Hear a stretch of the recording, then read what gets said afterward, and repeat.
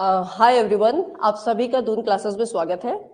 आज हम Uttarakhand LT English से रिलेटेड मैराथन या आप कह सकते हैं प्रैक्टिस सेट कर रहे हैं। प्रैक्टिस सेट है, आज हम कमला दास जी को डिस्कस कर रहे हैं। कमला दास जी पे डिस्कशन है, दिस इज कमला दास, उन्हीं के ऊपर डिस्कशन चल रहा है। ठीक है, तो 20 क्वेश्चंस में लेके आई हूँ एमसीक्यूज, उसको हम डिस्कस करते हैं किस तरीके से एग्जाम में प्रश्न पूछे जाते हैं, क्वेश्चंस आते हैं, उसको करते हैं। तो सबसे पहला क्वेश्चन है आपका, what is the title of Kamala Das autobiography. Kamala Das ji की जो ऑटोबायोग्राफी थी उसका टाइटल क्या था एक्चुअली? तो उनका जो टाइटल था वो था माई स्टोरी। माई स्टोरी, इनमें इन्होंने अपना टाइटल का जिक्र किया था ऑटोबायोग्राफी। और ये किसमें, ये कब आई थी? ये आई थी, पब्लिश हुई थी इंग्लिश में 1976 में ये पब्लिश हुई थी। अब इससे पहले एक चीज ध्यान दें कि ये जो माई स्टोरी है ये तो इंग्लिश में आई थी, राइट? लेकिन कमला दास जी ने अपनी ऑटोबायोग्राफी को मलयालम में भी लिखा था। तो मलयालम में ये आई थी किस नाम से? एंटे कथा। मलयालम में जो इनका आया था वर्क, ये आया था एंत कथा के नाम से। तो फर्स्ट जो पहली बार जो ये वर्क आया, ये आया था आपका मलयालम में आया था एंट कथा के नाम से, और ये आया था 1973 में, मतलब इससे 3 साल पहले आया था, 1973। तो 1973 में ये सबसे पहले पब्लिश हुआ था ऑटोबायोग्राफी कमला दास जी का जो टाइटल था, लेकिन वो मलयालम में था आंटी कथा के नाम से। इंग्लिश में अगर हम बात करें तो वो आया था द माई स्टोरी के नाम से, और वो पब्लिश हुआ था 1976 में। आई होप आपको ये क्लियर हुआ होगा। चलिए नेक्स्ट क्वेश्चन पे चलते हैं। The poem and introduction is written by. अभी इंट्रोडक्शन किससे लिखा है? कमला दास जी ने ही लिखा है इसको, इंट्रोडक्शन जो इन्होंने लिखा है।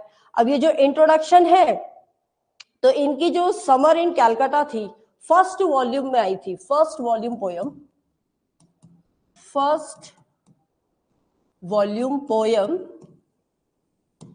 ये फर्स्ट वॉल्यूम पोयम थी, और जो आई थी summer in Calcutta, summer in Calcutta, summer in Calcutta में आई थी, जो पब्लिश हुई थी। ये कब पब्लिश हुई थी? एक्चुअली इससे रिलेटेड क्वेश्चन है, so I am not going to discuss, लेकिन चलो ईयर बता देते हैं, 1965 में।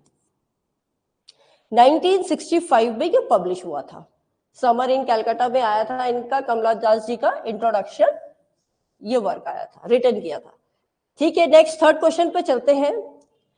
कमला सुरैयास ऑटोबायोग्राफी इज टाइटल्ड। अब कमला दास जी की जो सुरैया नाम से है, कमला सुरैया, या इनको माधव कुटी के नाम से भी जानते हैं जब तक ये अनमैरिड थी, तो उनका जो ऑटोबायोग्राफी था वो किस में, उसको किस में टाइटल्ड किया गया था?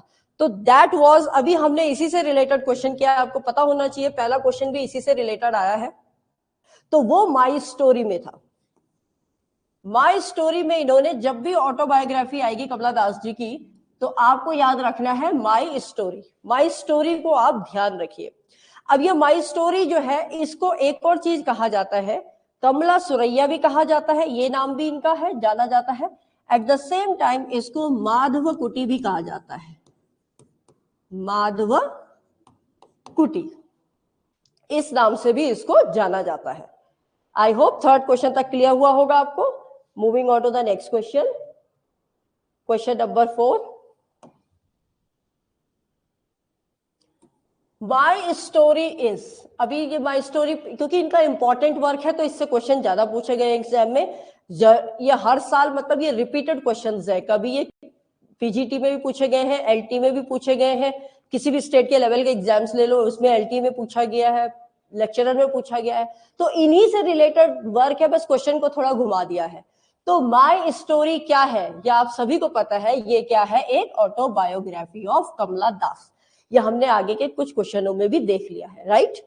नेक्स्ट क्वेश्चन है, the line I who have lost my way and beg now at strangers door to receive love at least in small change.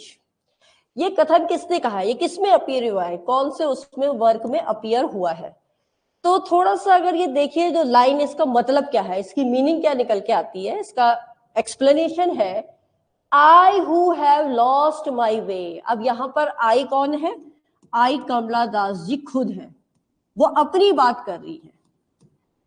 वो कहती है मैंने जिसने रास्ता खो दिया है, माई वे, अपने रास्ते को जिसने मैंने खो दिया है, एंड बैग नाउ एट, अब मैं जा रही हूं, भीख मांगने जा रही हूं, किसके डोर पे, किसी दूसरे के डोर पे, टू रिसीव लव, क्या पाने के लिए, लव पाने के लिए, प्यार पाने के लिए, एटलीस्ट इन स्मॉल चेंज, थोड़ा बहुत बदलाव के लिए, कम से कम थोड़ा बहुत बदलाव आ जाए। तो ये कमला दास जी की जो पंक्तियां हैं, ये लाइन किस में अपीयर हुई है?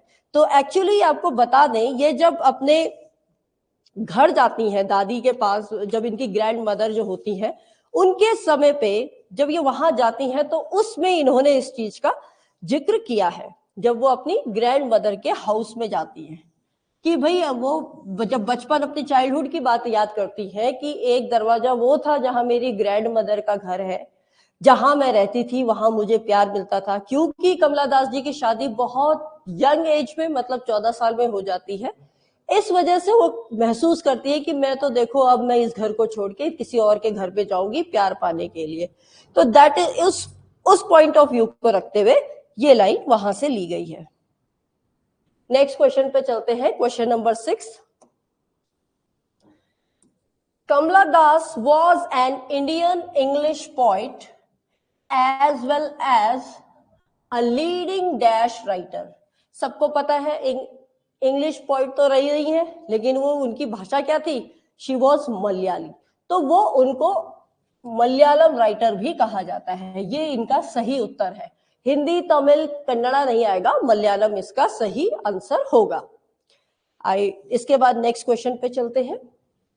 क्वेश्चन 7 है, which of the following was the first volume of poems by कमला दास। मतलब कमला दास जी के द्वारा जो पहला वॉल्यूम था पोयम का, वो कौन सा था? अब एक्चुअली इसमें सारे ही जो वर्क हैं, चाहे समर इन कैलकाटा ले लो, द डिसेंडेंट ले लो, द अनमलाई पोयम ले लो, the old play house and the other poems ले लो, ये सब के सब जो है ये इनके वर्क रहे हैं। लेकिन वो पूछते हैं कि सबसे पहला वॉल्यूम पोयम का कौन सा है? तो सबसे पहला वॉल्यूम इनका पोयम का जो मैंने आपको बताया, इन्होंने लिखा था summer in Calcutta. That was summer in Calcutta, जो आई थी 1965 में, 1965 में आई थी।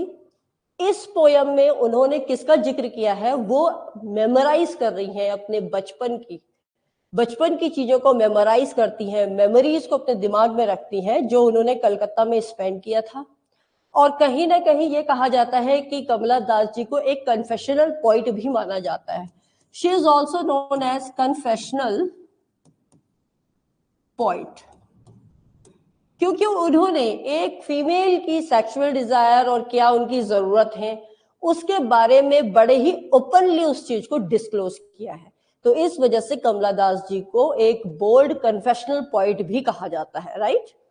आई hope it's clear to everyone. Next work पे चलते हैं, 8th वर्क, 8th है, who wrote the poem the descendants. अभी आया question, summer in Calcutta and the old play house. बहुत आसान है। अभी हमने पिछले, इससे पहला वाला जो क्वेश्चन था, अगर आपको याद हो, तो पहले वाले क्वेश्चन में यही डिस्कशन हुआ है कि ये जितने भी इनमें से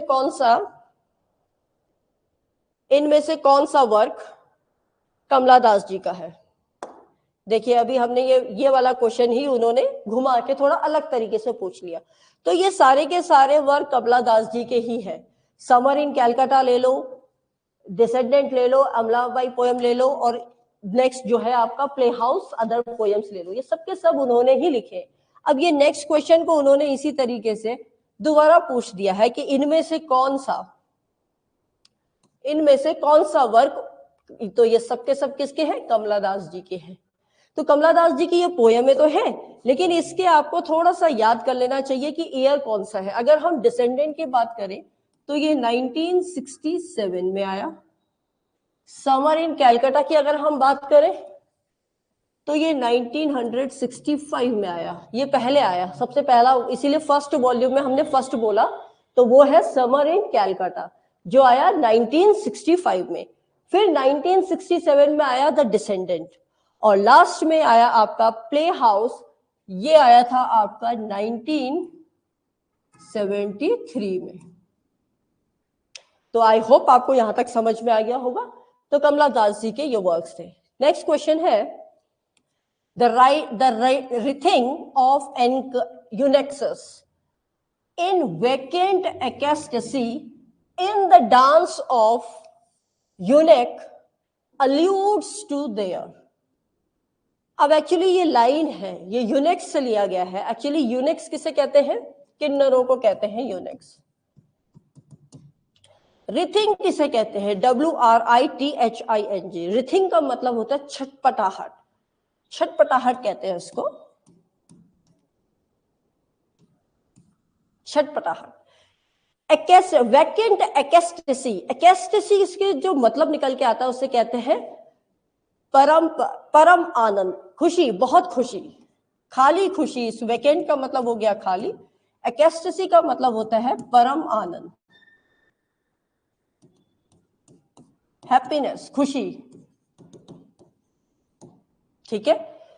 तो जो रिथिंग ऑफ यूनिक्स है वो कहता है कि जो रिथिंग ऑफ, जो छटपटाहट है किन्नरों की, वो तो एक खाली खुशी है, एक्चुअल खुशी नहीं है, वो खाली खुशी है। In the dance of unique, actually जो यूनिक होते हैं, जो किन्नर होते हैं, वो एक प्ले में डांस करते रहते हैं, गर्मी का मौसम रहता है, तो वहां पर वो जब डांस करते हैं तो कमला दास जी उनकी जो अंदर की जो इमोशनल फीलिंग है उसको समझते हुए बोलती हैं कि ये जिस हिसाब से ये नाच रहे, इनके अंदर जो ये छटपटाहट है, ये कहीं ना कहीं एक खाली खुशी है, एक्चुअल में दे आर नॉट हैप्पी। तो ये इन्होंने कहीं ना कहीं इसको किससे लाइन को जोड़ा है? एल्यूड्स। एल्यूड्स का मतलब क्या होता है? अल्यूड का मतलब होता है किसी चीज को संकेत करना, दर्शाना। तो वो किसको संकेत कर रहा है? तो उनकी इमोशनल ब्लैंकनेस को, उनकी जो भावात्मक है, भावना है, जो उनके अंदर की जो फीलिंग्स है, उसमें जो खालीपन है किसके? किन्नरों के, उसको भी व्यक्त किया गया है, उसको यहां पर समझाया गया है। आई होप अगर एग्जाम में ये लाइन आती है तो ये लाइन का मतलब है इमोशनल ब्लैंकनेस। नेक्स्ट क्वेश्चन पे चलते हैं। Question number 10th। Kamala Das in her poem Dance of the Eunuchs set up a contrast between। अब ये किसके बीच में कॉन्ट्रास्ट है?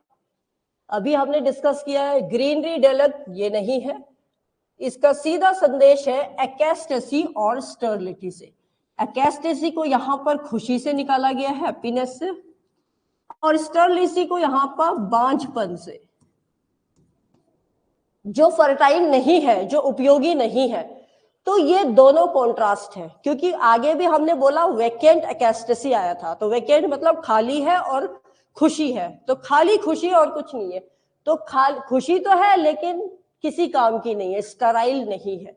तो वो डांस ऑफ यूनिक्स जो है वो इसको कॉन्ट्रास्ट करता है, कमला दास जी का वर्क।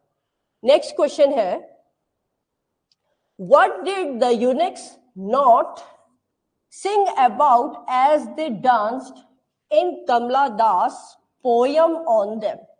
अब वो कहते हैं इसमें से जो यूनिक्स है, यूनिक्स आप समझिएगा कि ना, नॉट सिंग, वो गाना नहीं गाते about the danced in the Kamala Das, Kamala Das की पोयम में जो वो नाच रहे हैं, लेकिन वो गाना वो नहीं गा रहे हैं। तो वो कौन सा गाना नहीं गा रहे हैं? Lovers dying, children left unborn, melancholic theme, या बेटर टाइम्स टू कम। तो यहां पर वो गा रहे हैं कि उन्हें उम्मीद है कि अच्छा वक्त आएगा, better times to come will be the right answer. Next question पे चलते हैं, question number 12th। Which of the following is not a poem by Kamala Das? अब कमला दास जी की इनमें से कौन सी पोयम नहीं है? सभी को पता है, द फ्रीक्स भी है, माई ग्रैंड मदर हाउस है, a hot noon in Malabar, hot noon in Malabar ये भी है। सिर्फ एक तेजूरी जो है ये वर्क इनका नहीं है, ये दूसरे एक मराठी मतलब इंडियन पोइटी है, मराठी है, उनके नाम से है, वो है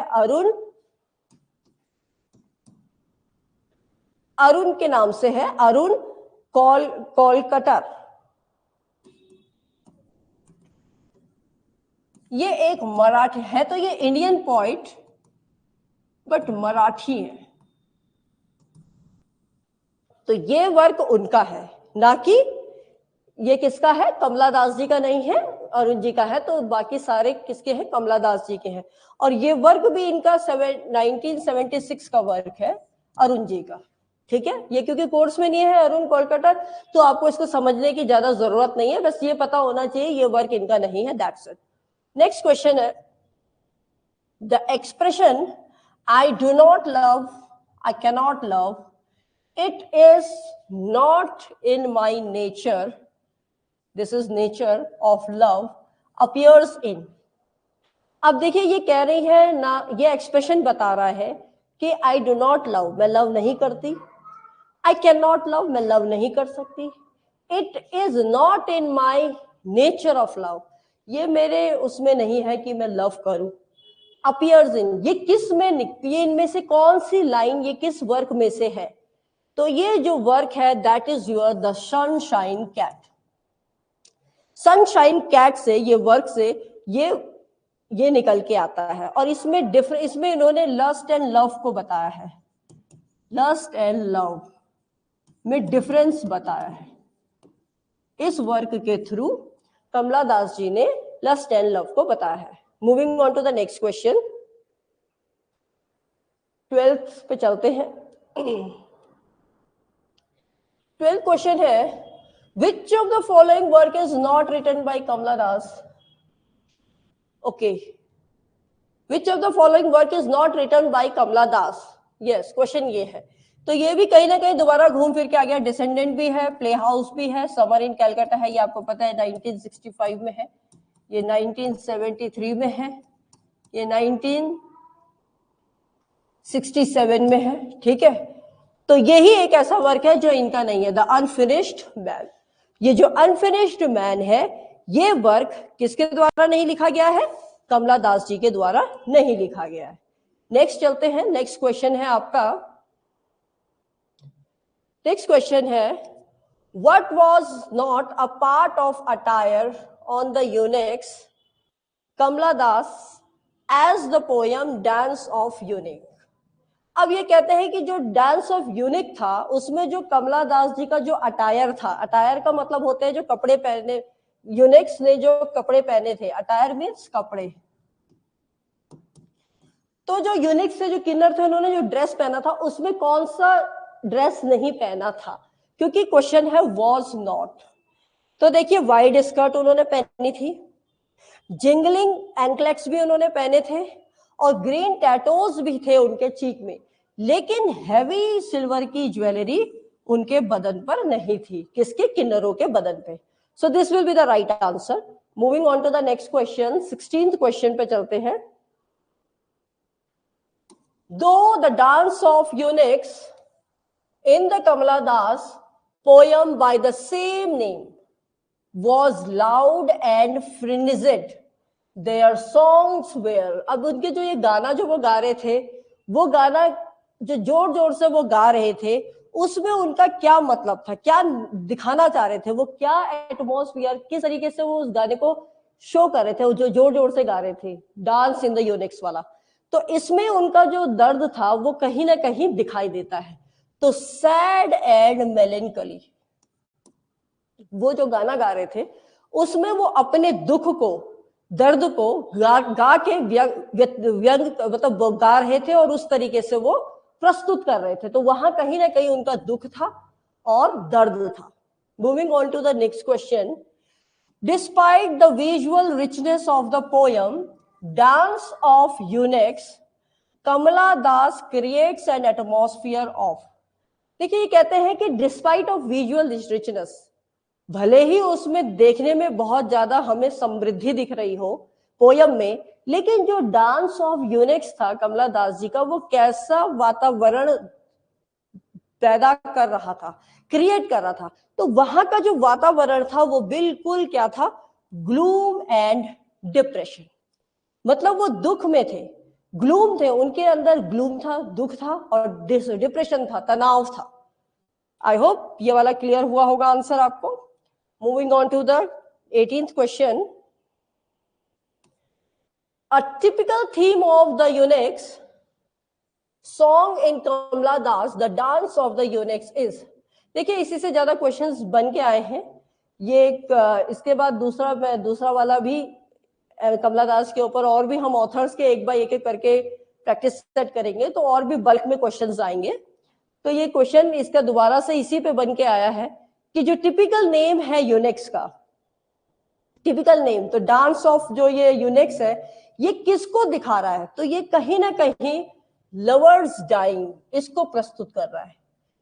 ये डांस जो थीम बन के आ रहा है वो है लवर्स डाइंग। क्यों इन्होंने बोला, क्योंकि इसकी जो स्टोरी है उसमें ये कहते हैं कि जो सैड स्टोरी है लवर की, और बच्चे जन्म हो रहे हैं, मर रहे हैं, तो इस बेस पे इन्होंने स्टोरी को इस तरीके से बताया है, और तब बोला है कि लवर्स आर डाइंग।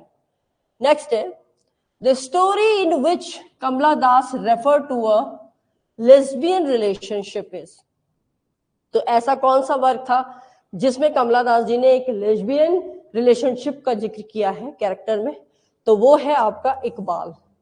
इकबाल एक ऐसा वर्क है जिसमें उन्होंने ऐसा शो किया है। I hope it's clear to everyone. Next चलते हैं, 20th क्वेश्चन है, what does the impassioned dancing of the eunuchs reflect in Kamala Das poem. तो कौन सा इम्पैशन्ड डांसिंग है यूनिक्स का, जो पैशन नहीं है, जो जुनून नहीं है, रिफ्लेक्ट कर रहा है कमला दास की पोयम में। तो वो आपको इसमें इतना आपको पता तो चल गया है कि यूनिक्स की थीम क्या है। तो कहीं ना कहीं उसमें एक वर्ड आया था, अगर आपको याद हो, वेकेंट एक्सटेसी, जिसका मतलब होता है खाली और खुशी।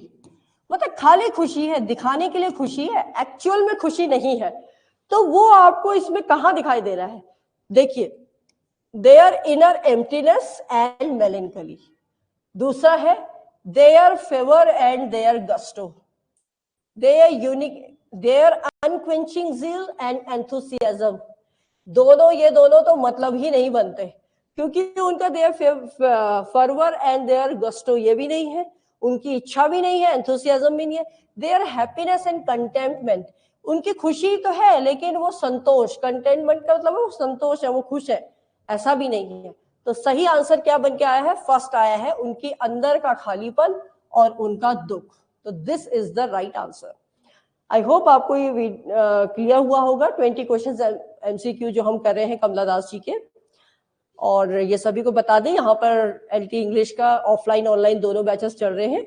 अगर आप इंटरेस्टेड हैं, कैंडिडेट्स एलटी इंग्लिश उत्तराखंड की तैयारी कर रहे हैं, तो आप यहाँ पर संपर्क कर सकते हैं, डिस्क्रिप्शन बॉक्स पे दिया गया है। Thanks for watching the video.